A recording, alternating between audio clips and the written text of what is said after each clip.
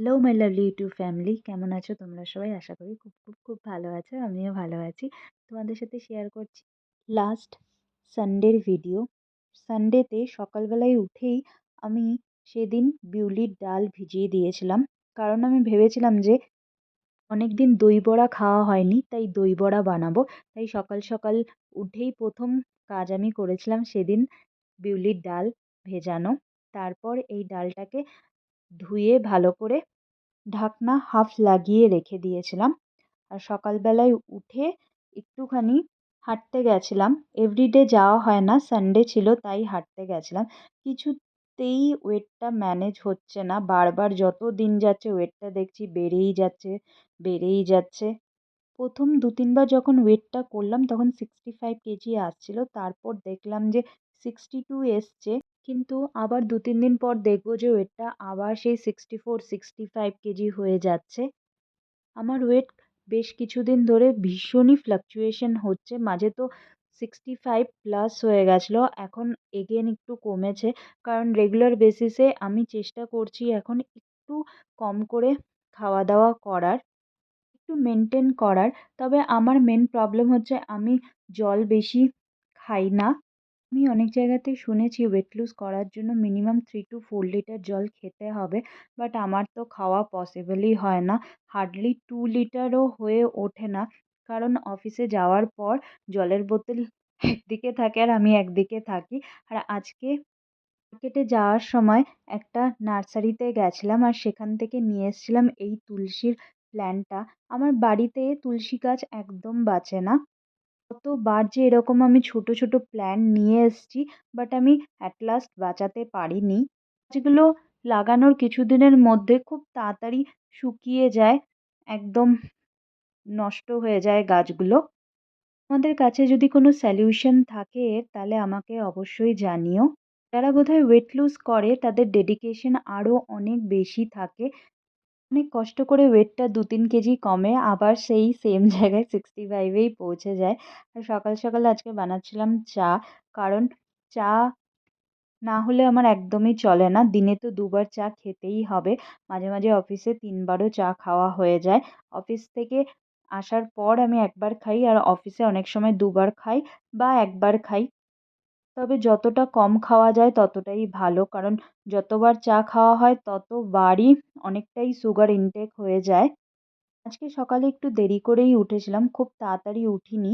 8:30 নাগাদ উঠেছিলাম। তাই আজকে সকালে ব্রেকফাস্টের জন্য কিছুই বানানো হয়নি।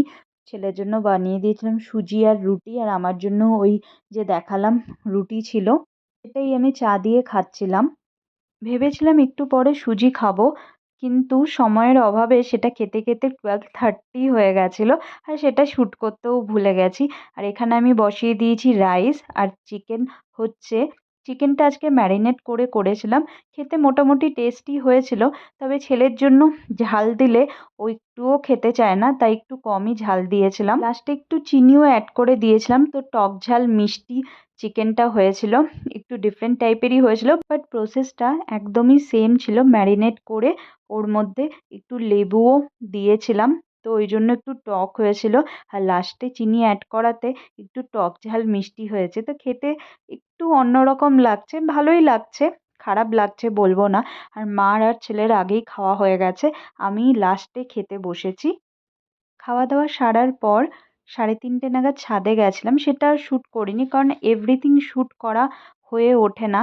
ছাদে গিয়ে একটু বসলাম কারণ চুলটা ভেজা ছিল, আজ সানডে তাই হেয়ার ওয়াশ করেছিলাম। আর এখন উইকলি একদিনই হেয়ার ওয়াশ করি। ব্যাঙ্গালোরে যারা থাকে তারা তো সবাই জানে, বা ব্যাঙ্গালোরে যারা থাকে না তারাও জানে, এখানকার ওয়াটার হচ্ছে হার্ড ওয়াটার, ভীষণ চুল ওঠে।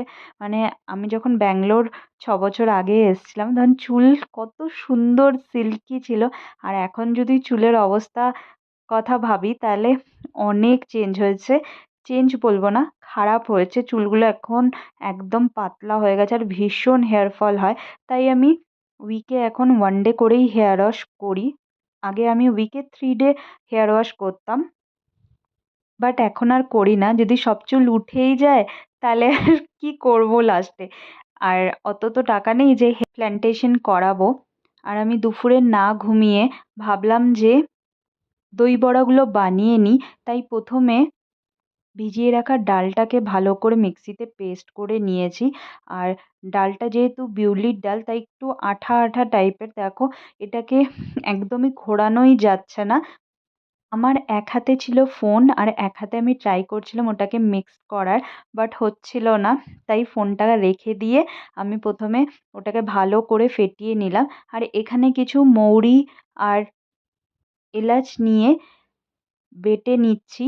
এইভাবেই আমি আজকাল করি। এটা আমার কাছে অনেক ইজিও মনে হয় আর তাড়াতাড়ি অল্প কোয়ান্টিটিতে করার জন্য একদম বেস্ট। যদি বেশি কোয়ান্টিটির করতে হয় তাহলে মিক্সিতে করতে হবে।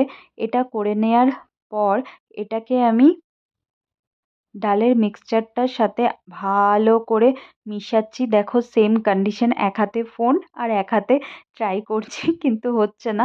তাই ফোনটা রেখে দিয়ে আমি ভালো করে ওটা মিক্সড করে নিলাম আর এর মধ্যে একটু নুন দিয়ে নিলাম।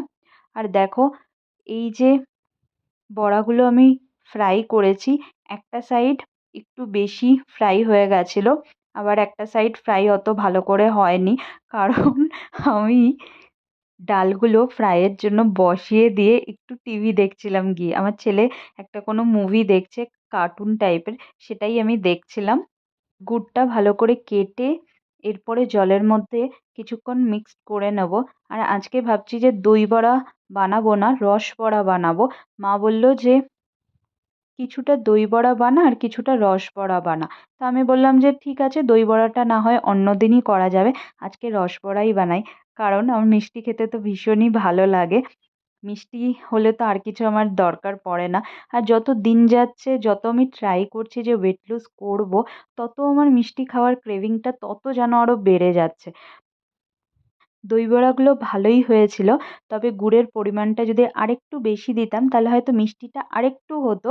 কিন্তু খেতে খুবই খুবই টেস্টি হয়েছে।